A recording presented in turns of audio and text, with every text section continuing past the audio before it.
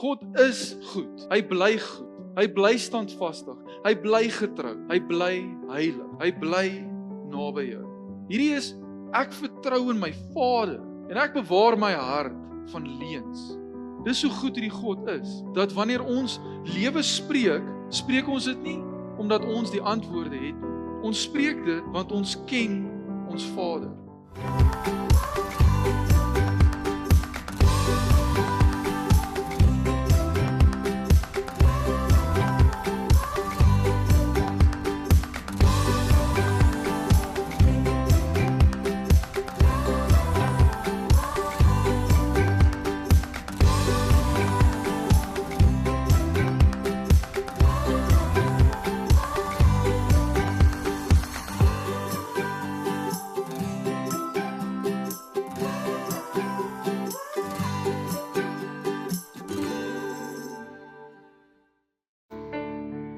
Soos wat julle vanaand hier staan en hierdie liedjie sing, bely ons net ons nood.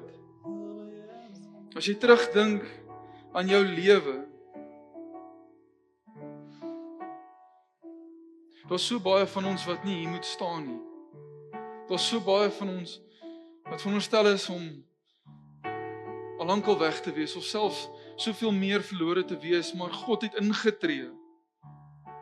En ek wil vanaand vir elkeen hier sê, jy hoef nie skaam te wees nie. Jy kan nie staan en sê, my God is by my. Jy kan nie staan en sê, my God is vir my. Nie vir my onthawe nie. Want hy het gekies om homself te verheerlik in my lewe en in die lewe van die mense rondom my.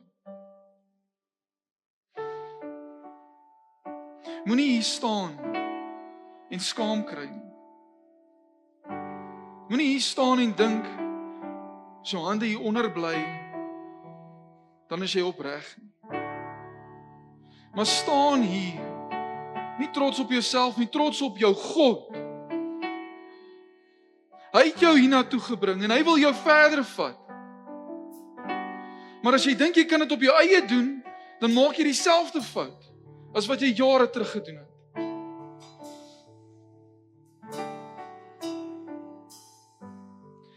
As jy bang is om jou hande op te tel, wil ek vanaand vir jou sê, jy tel dit nie vir jouself op nie. Jy tel dit vir niemand anders op nie, jy tel dit vir jou God op. Jy sê vir hom, Here, help my.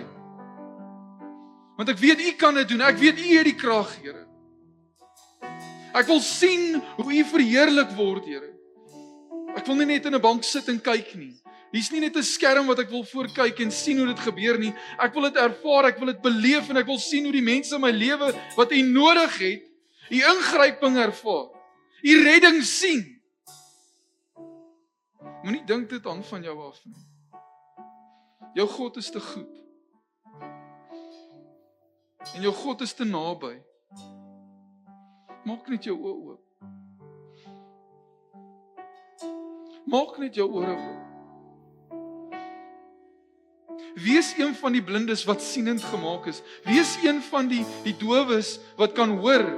Wees een van die stommes wat kan praat. Sing weer saam met hierdie liedjie en bely dit net. Bely dit net, bely net, Heilige Gees. U is nie net welkom nie, Here, ek het U nodig. Sing vir die God wat so goed is. Verheerlik hom in hierdie oomblik wat ons gegee is en gegun is. Here, dankie dat ons vanaand in U teenwoordigheid kan wees. Dat ons in U huis kan wees, Here, U naam kan groot maak en kan sê, Here, ons is hier om U naam groot te maak. Dankie vir dit wat U reeds vir ons gedoen het, Here, vir wat U reeds vir ons gaan doen, Here. Here, ek bid sodat U asseblief hierdie aand sal seën. Mag U asseblief elke woord wat gepraat word, gespreek word, Here, mag dit van U afkom, Here. Dankie vir dit wat ons nou kan hoor. Ons harte is reg. Ons hart is oop, Here. Welkom, Heilige Gees. Dankie, Here. In Jesus naam. Amen. Goeienaand. Simfonie gemeente. Dis my so lekker om vanaand hier by julle te wees, met hierdie kosbare woord wat die Here vir my gegee het, om te deel met julle, geleentheid gegee het. En die tema is spreek lewe. Nou, voordat ek verder aangaan, wil ek net vir jou vra, kyk so 'n bietjie terug na jou eie lewe. As jy nou terugdink in jou eie lewe en dink waar jy nou is, soos wat ons voorheen gebid het nou, hoe goed God regtig vir jou was tot nou toe. Dat as jy terugkyk in jou lewe, is daar moet tye wees waar jy besef, God het ingetree, God het my gehelp, God was by my. En as jy selfs nou in 'n seisoen is waar dit challenging is, weet net God is by jou. Want soos wat ons hierdie nuwe jaar ingaan, is daar soveel onsekerheid. Daar's elke liewe jaar, wanneer ons in die Januarie tydperk verby is, Januarie is verby, die 17 weke van Januarie is verby, en ons kyk nou vir die res van die jaar, en ons besef, daar kan baie gebeur in nog 11 maande. En voordat ons so uitvee, is dit weer Kersfees, en dan, want tyd beweeg vinnig, almal weet, tyd begin vinniger en vinniger beweeg, soos wat ons na 2030 toe beweeg. Maar dit kan intimiderend wees, wanneer jy kyk na wat voor lê in 2026, maar ek wil vanaand vir jou sê, daar's een ding wat seker is. Dis eintlik een persoon wat seker is. Jesus Christus. God is. God is goed. Hy bly goed. Hy bly standvastig. Hy bly getrou. Hy bly heilig. Hy bly naby jou. Hy gaan jou nie verwaarloos nie. Maar dit is so maklik wanneer ons in die middel van 'n bouprojek, dink nou vinnig in 'n bouprojek. As jy in die middel van 'n bouprojek instap, gaan jy lag as die ou vir jou sê, okay, so hierso is ons projek. Hier is die kafeteria, hierso's halfte van hierdie kantore en hierso's die parkeerarea, en as jy daar stil staan en vir die ou kyk en sê, okay, maar hoe gaan ek nou hier kom eet? Hier's nog nie eers tafels en stoele nie. Maar ons is geneig om dit te doen. As God besig is met ons, dan is daar sulke tye in ons jaar, ek weet nie of julle dit ook al ervaar het nie, tye wat ek staan en wonder, Here, is daar nog tyd vir hierdie ding om te gebeur? Gaan dit nog gebeur? Here, dis nie wat ek gedink het gaan gebeur. Ek het nie gedink dit gaan nou al so lyk nie. Ek het gedink ek sou nou al klaar in daai mansion van huis ingaan. Ek het gedink ek gaan nou klaar daai lekker luukse bakkie hê. Here, wat se plan het U nou vir my hierso?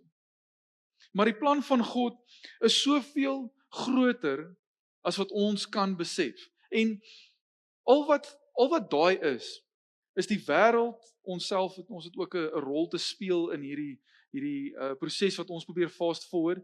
En die vyand kom en maak ons amper ongeduldig. Want ons wil graag hê dit moet nou gebeur. Ons het al genoeg gehoor vir die afgelope paar jaar dat alles is kits, alles moet vinnig gebeur, alles moet nou gebeur. Ons kry KFC in 15 minute, party in 2 minute, hang af wat se branch jy besoek. Maar ons het dit nou al genoeg gehoor, maar wat gebeur wanneer ons hierdie fast forward knoppies die hele tyd probeer druk? Die vyand kom klop op ons deur en hy sê vir ons, hoekom moet jy so lank wag? Inteendeel, daar is situasies waar ons selfs in die versoeking gelei kan word. Daar is tye wat ons net pleinweg op stroppelus wil raak. Ons wil ons ding hê, ons wil dit nou hê en ons begin murmureer. Nou dit is 'n woord, dis eintlik dis soos 'n geestelike vloekwoord, murmureer. God haat dit. God haat murmurering. Want dis 'n teken van wantrou, dis 'n teken van isolasie, dis 'n teken van selfstandige ek soek dit nou so. En omdat dit nie so is nie, is lewe nie goed genoeg nie. My omstandighede is power. Want ek is die een wat nou besluit het dis wat die omstandighede is en dis nie goed genoeg nie. Dit is die klank wat die vyand wil hoor. Die klank van wanhoop, die klank van murmurering, en dis die klank van 'n verlore kind. En dit is die klank waarna die vyand smag. Die wêreld ook, as hulle hoor 'n Christen doen hierdie goed, dan raak hulle amper bly en opgewonde, want dan dink hulle, ja, hy is besig om my punt te bewys. Maar wanneer ons besef, ons ken hierdie God, die God wat ons nou geniet het, die God wat ons nou aanbid het, wil ek vir jou sê, jy's nie 'n verlore kind nie. Nou, daar's 'n kosbare gedeelte in die woord van God wat ek vanaand wil deel en dit getuig net van hierdie perfekte Vader. Dit getuig van hierdie God wat so standvastig is en getrou is dat ons stom kan staan en net geduldig wag want God se plan is besig om so mooi te ontrafel. En daar's 'n gedeelte in die Bybel wat ek vanaand met ons wil deel. Dis 'n gedeelte wat ek wil hom so graag net oopbreek. Dis 'n baie kosbare gedeelte in die Bybel want dis direk na hierdie seisoen waarin Abraham homself vind waar hy het nou al op 'n stadium 2 keer gejok oor sy vrou wat sy sussie is en ons het nou al genoeg van dit gehoor dat hy wil sy eie planne nog steeds maak in daai seisoen. Dan kom ons by 'n plek waar God hierdie verbond met hom gemaak het en gesê het ek sal my belofte hou aan jou en ek maak hierdie verbond sodat ek kan sê ek sal seker maak dit gebeur. Nou kom ons op 'n plek waar sy seun gebore is. Hulle het 25 jaar lank gewag vir Isak, hy en sy vrou. En dis nie dat as ons in die begin van daai 25 jaar gesien het, hier is hierdie paartjie en hulle moet nog 25 jaar wag vir 'n kind, dan sou ons sê ek kan nie sien hoe dit gebeur nie. Geen mens kan sien hoe dit gebeur nie, want raai wat? Sarah was 90 jaar oud toe sy geboorte gegee het aan Isak. Abraham was al 100 jaar oud gewees op hierdie stadium en dit is klaar 'n wonderwerk op sy eie. Maar hier kom ons in Genesis 22 en God is besig met 'n curveball. Ek sou nooit voorspel as ek nie al die Bybel voorheen gelees het nie, sou ek nie voorspel het wat God hier doen nie. Hy roep Abraham nader en hy sê ek gaan gou vir jou 'n toets gee. En ek lees vir ons, dis redelik leeswerk, maar ek weet julle gaan dit geniet. Genesis 22 vers 1 tot 8 lees ek vir ons uit die 33 of 53 vertaling. Na hierdie dinge het God Abraham op die proef gestel en aan hom gesê, Abraham, en hy antwoord, hier is ek. Toe sê hy, neem jou seun, jou enigste wat jy liefhet, Isak, en gaan na die land Moria en offer hom daar as brandoffer op een van die berge wat ek jou sal aanwys. Daarop het Abraham die môre vroeg klaar gemaak en sy esel opgesaal en 2 van sy dienaars en sy seun Isak saam met hom geneem en hy het hout gekloof vir 'n brandoffer en opgestaan en na die plek gegaan waar God hom aangewys het. Op die 3de dag toe slaan Abraham sy oë op en sien die plek van ver af. En hy kyk vir hierdie berg waar God nou net vir hom gesê het, jy moet jou seun vir my offer as 'n brandoffer. En Abraham sê aan sy dienaars, bly julle hier met die esel. Ek en die seun wil daarheen gaan om te aanbid en dan na julle terugkom. En Abraham het die hout vir die brandoffer geneem en dit op sy seun Isak gesit en die vuur en die mes in sy hand geneem, so het hulle twee dan saamgeloop. Toe spreek Isak met sy vader Abraham en sê, my vader, en hy antwoord, hier is ek my seun. En hy sê, hier is die vuur, hier is die hout, maar waar is die lam vir 'n brandoffer? En Abraham antwoord, woorde wat my stom slaan. God sal vir homself die lam vir 'n brandoffer voorsien, my seun. So het hulle twee dan saamgeloop. Nou ek wil vir jou vra, sit jouself in hierdie man se skoene. Hy het so lank gewag vir hierdie belofte van God. En dit het gebeur. Hy het so lank geglo dat God self gesê het, ek reken jou as regverdig as gevolg van die geloof wat jy het. Hy het hierdie massiewe pad saam met die Here geloop, vol beloftes en vol moeilike tye. Jy sien, dit kan maklik gebeur dat ons met onsself kom spook en die vyand kom spook met ons en selfs die wêreld kan met ons kom spook, maar in hierdie storie sien ons dit nie. In hierdie storie kan ek nogals indink, Abraham vra homself af, Here, het U my tot hiernatoe gebring om vir my 'n les te leer om te weet dat U my beskerm ongeag, want toe ek gejok het oor my vrou vir hierdie groot leiers, het hierdie groot goed gebeur en U het dit aan hulle openbaar, hulle gespaar nog ook en nou kom ek op hierdie punt, moet ek nou hierdie tipe prys nee. Hoekom kan hierdie man in geloof gaan en weet God bly goed? God het vir my hierdie ding gesê, maar God bly goed. Hy het gesê ons gaan en gaan aanbid en ons gaan terugkom. Net soos wat hierdie kind oud genoeg is om 'n pak hout op sy skouers te laai en saam met hom 'n berg te klim, sê God, gee hom vir my as 'n brandoffer.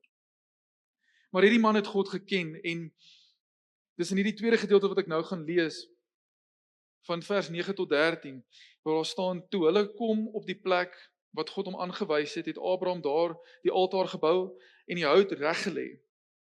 Daarna het hy sy seun Isak gebind en hom op die altaar bo op die hout gesit. Toe steek Abraham sy hand uit en neem die mes om sy seun te slag.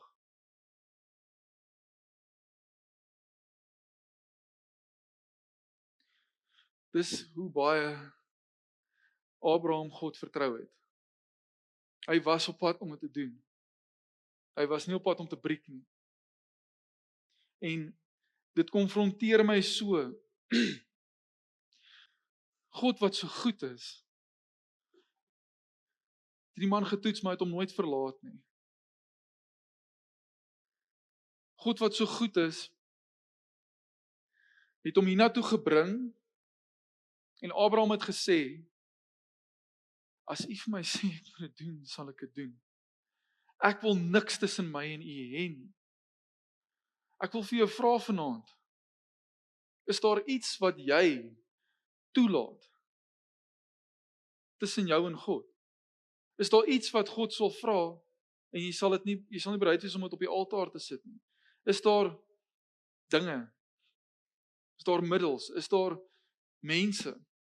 Is daar gewoontes wat jy nie bereid is om op 'n altaar te sit om die toets deur te gaan nie? Want Abraham wat ook maar net 'n mens was bereid om sy eie seun op te sit. Hy was bereid om dit te doen. Maar ons sit met sulke struikelblokke, ek in my persoonlike lewe, om te vergelyk met hierdie situasie, kan ek nie eers nie. Ek wil amper sê, Here, vat alles met asseblief maar nie toets nie. Moenie my so toets nie, Here.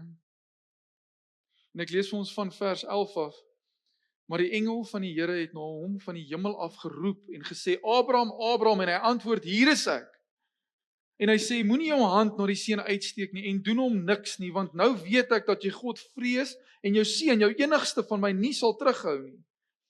En toe Abraham sy oë opslaan, sien hy met eens 'n ram wat agter in die bos met sy horings vasgeraak het. En Abraham het gegaan en die ram geneem en dit as brandoffer in die plek van sy seun geoffer.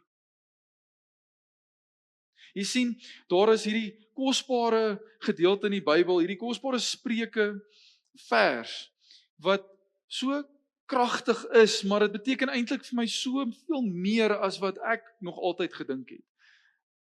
Ek en Pastor Jacques het eendag so lekker gesels voordat hy 'n preek gehad het en dit blaas my nou nog weg. Want wat het Abraham hier gedoen?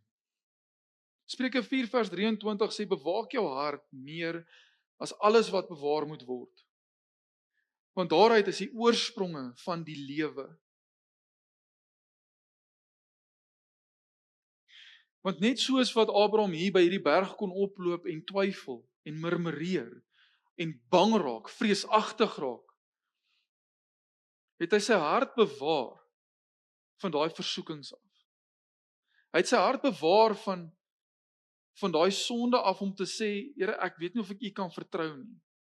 Ek weet nie of U getrou sal bly aan dit wat U klaar vir my beloof het nie. Hy het daar opgegaan met een op die troon van sy hart. Die een wat lewe gee. Die een vir wie hy sy hart gee. en vir wie hy sy hart bewaar.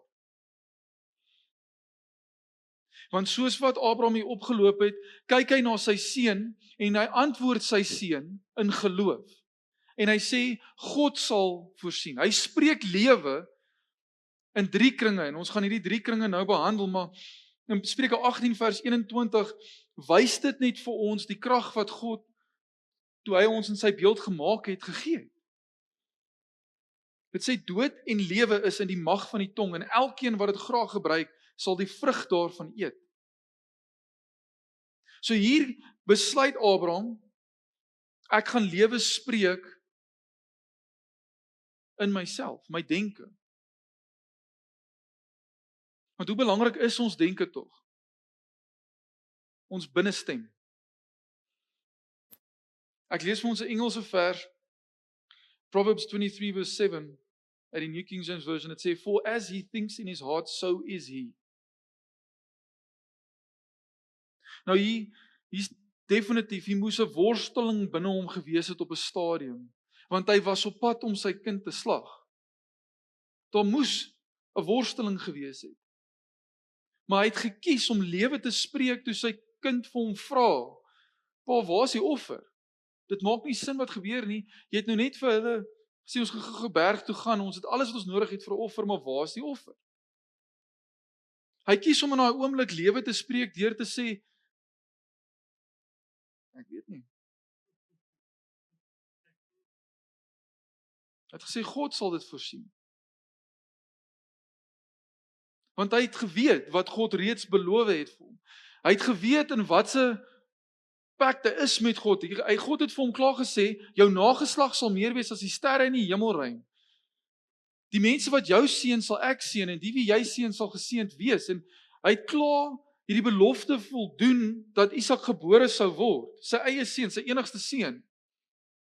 Hy het vasgestaan in dit wat God reeds gesê het, en hy het dit uitgespreek, nie omdat hy 'n oplossing gehad het nie.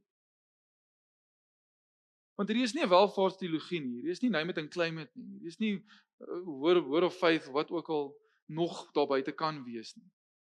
Hierdie is, ek vertrou in my Vader, en ek bewaar my hart van leuns.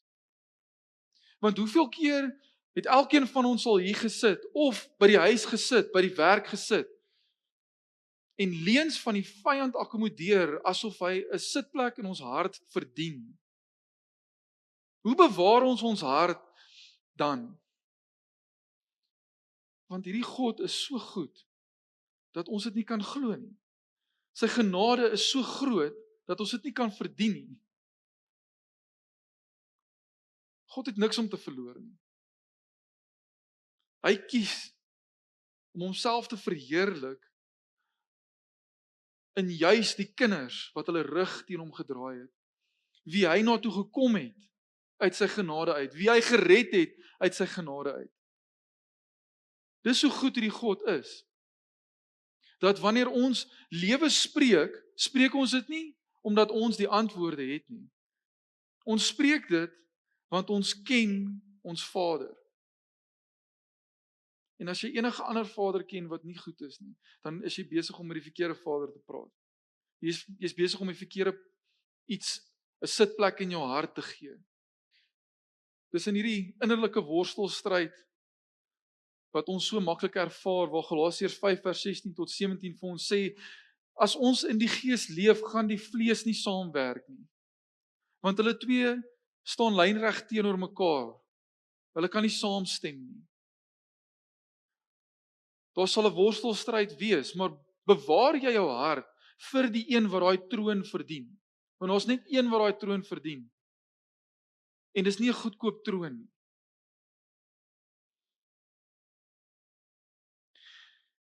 Dis in hierdie tweede kring, toe Isak vir sy pa vra, maar pa, waar is hierdie offer, waar Abraham lewe gespreek het in sy geliefde se lewe in sy seun se lewe in.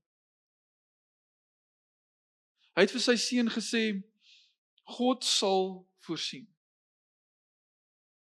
Want hy moes logika kant toe gooi. Hy moes gesê het, ek gaan nie nou 1 + 1 met jou doen nie, my seun. Ek gaan 1 + X met jou doen. God sal voorsien.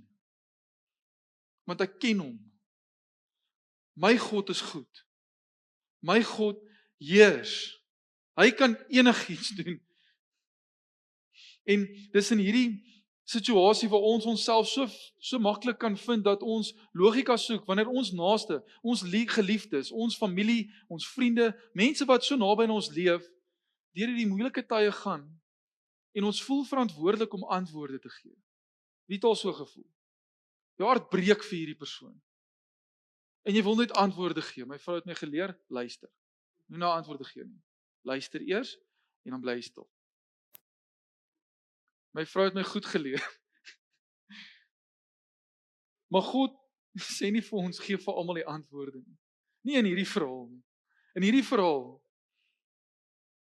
Ek wil jou vra, het jy al as jou vriend na jou toe kom, jou geliefde na jou toe kom en hulle deel hierdie moeilike tyd of jy hoor van hierdie moeilike tyd waardeur hulle gaan, het jy al vir hulle gebid?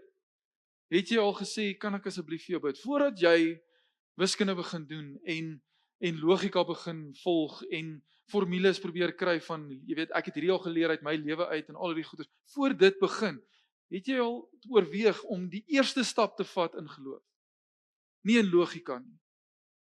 Dan wil ek jou vra, as hierdie mense na jou toe kom, hierdie geliefdes en hulle hou aan sukkel, het jy al hande op hulle skouers gesit en gesê, jy weet wat, ek wil weer vir jou bid. Ek wil hande oplê en ek wil saam met jou na die troon toe gaan. Ek wil saam met jou na die voete van Jesus toe gaan. Het ons al in omstandighede waar God iemand se naam op ons harte plaas. Ek weet nie of jy dit al ervaar het nie. Maar daar was ewe skielik net hierdie gedagte van hierdie persoon. En God lê daai naam op jou hart en jy reageer amper nie eens. Net dis 'n persoon in my lewe.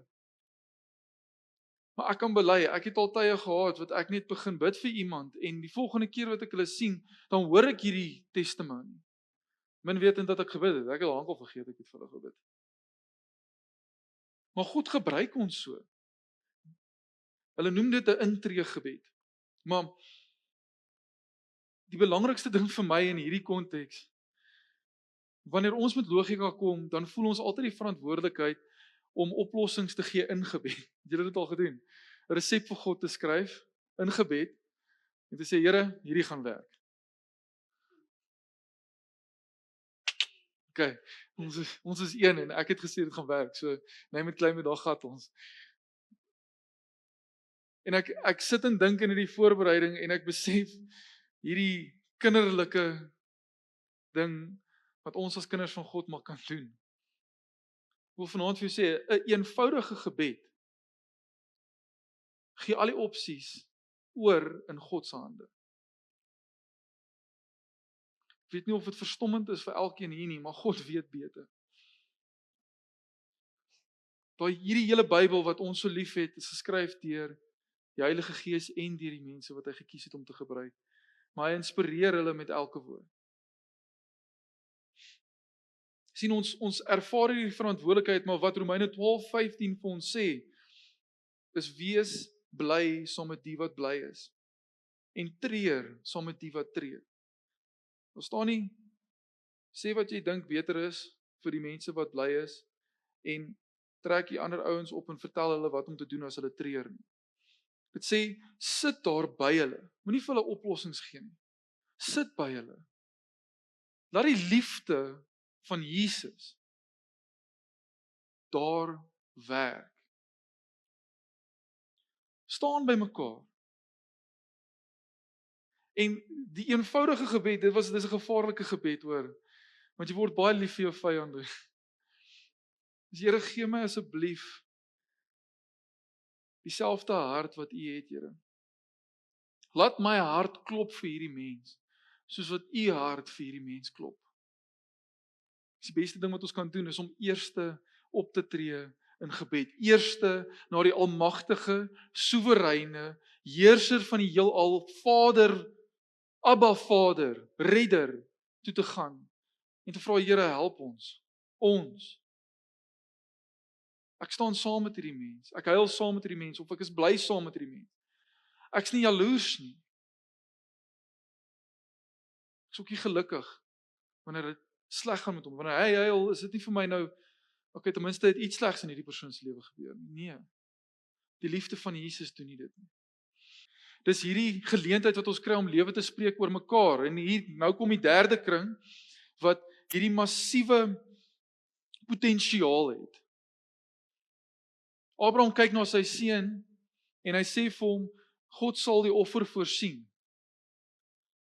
Maar in hierdie derde kring is dit amper asof hy spreek nie eers lewe vir homself uit nie. Hy spreek nie lewe oor sy seun uit nie. Maar hy spreek lewe oor God se plan uit. Hy sê, dit wat in jou is, gaan die mensdom seën. Want Isak is die lyn van Abraham, is die lyn wat die verlosser van die wêreld gaan in die wêreld inbring. Dis juis hier waar Abraham nie deur sy eie oë na sy kind gekyk het nie. Hy het na sy kind gekyk deur God se oë. Hierdie is die belofte wat God waar gemaak het. Dis my kind wat my nageslag soveel soos die sterre in die hemelruim gaan maak. Dis my kind wat die wêreld gaan seën. Dis die beloftes wat God oor die nageslag van Abraham gemaak het. Hier staan hy reg voor hom. So hy staan vas in die beloftes wat God reeds gemaak het, al is dit hierdie toets waardeur hy gaan. Al is daar nie huidigelik bewyse dat sy kind dit gaan maak nie. Dis hier waar Filippense 2 vers 14 tot 16 so kosbaar is, en voordat ek dit wil lees, is dit hierdie God wat besluit het om ons te gebruik, om ons sy kinders te gebruik, om die wêreld so te seën, dat dit gaan nie net oor die blydende feit dat hy so genadig is vir ons nie. Dit gaan nie net oor die feit dat hy liefde self is nie. Dit gaan oor die feit dat hy ons wil gebruik sodat ons kan staan in hierdie wêreld voor die vyand en kan sê hoe groot my God is. Het jy al die geleentheid gehad? Ons het al die geleenthede gehad. Ons sit hierso. Die geleentheid om te bely hoe groot en hoe almagtig en hoe goed ons God is, in die middel van omstandighede waar ons nog nie die finale produk sien nie. In Filippense 2 vers 14 tot 16 lees ons, doen alles sonder kla en teenpraat, sodat julle sonder blaam en onskuldig kan wees, kinders van God, smetteloos, te midde van 'n krom en ontaarde geslag.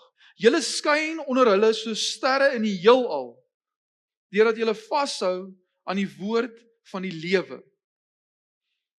Dis waar hierdie pappa na sy seun gekyk het en gesien het, God is goed. Al is ek in hierdie toets. Al is ek op pad na 'n altaar toe. Al is dit die God wat vir my gesê het, offer jou seun vir my. Ek kies om vas te staan in die beloftes wat hy reeds vir my gemaak het. Dit is hoe die toets gepaas word. Dis hoe ons die toetse deurkom. Staan vas in die beloftes van God. En dis in hierdie storie waar ons kan besef God se genade is so onverdiend en God se genade is so groot vir ons dat dit alleenlik deur genade gegee is deur Jesus Christus. En ek weet nie van jou nie, as ek in die aande opkyk in die sterre en ek besef, Jesus, kyk hoe groot is dit, kyk hoe mooi is dit, en soos wat ons nou groei en vorder, sien ons meer en meer van die heelal. Ek weet nie of jy al so verstom gekyk het na 'n prentjie op jou skerm en besef het, Jesus, maar dis mooi. Dis daarom maar mooi. Daar's actually 'n Psalm wat dieselfde ding sê. Psalm 8 vers 4 tot 5 wat sê, wanneer ek na die hemelruim kyk, die werk van die vingers, die maan en die sterre wat U gevestig het, wat is 'n mens dan, dat U aan hom dink? 'n Mens se kind, dat U aan hom aandag skenk. Sien, in hierdie almagtige skepping wat God gemaak het, of hierdie massiewe skepping, het God gekies om ons die meeste te gebruik, om hom die meeste te verheerlik. Want hy het nie net hierdie genade of hierdie offer voorsien vir Abraham of vir Isak of vir my of vir jou nie. Hy het hierdie offer voorsien vir die gemeenskap van die gelowiges, vir die wêreld, En dit is hoe groot hierdie derde kring beweeg. Die hele wêreld ontvang hierdie lewe wat God uitspreek deur Abraham. Wat ons kan kies om uit te spreek. Dis hoe kragtig dit is om lewe te spreek in die naam van Jesus Christus. Die eerste ding wat God doen, sy plan is fantasties. Die eerste ding wat God doen, is hy kom na sy kind toe. Hy spreek lewe in hierdie binnekring in. En hy plaas 'n nuwe lewe in ons. Maar hy gebruik ons om lewe te spreek in ons geliefdes, in die mense naaste aan ons, in hierdie tweede kring. En hy gebruik elke persoon waarin ons lewe gespreek het, om uit te gaan en lewe te spreek. Dis hoe groot hierdie plan is. En as ons besef hoe groot rol ons het in hierdie plan, kan ons begin besef hoe almagtig hierdie Vader is wat ons so lief het. Ek wil weer hierdie vers lees, Spreuke 18 vers 21. En ek wil afsluit met dit. Dood en lewe is in die mag van die tong. En elkeen wat dit graag gebruik, sal die vrug daarvan eet. Spreek lewe.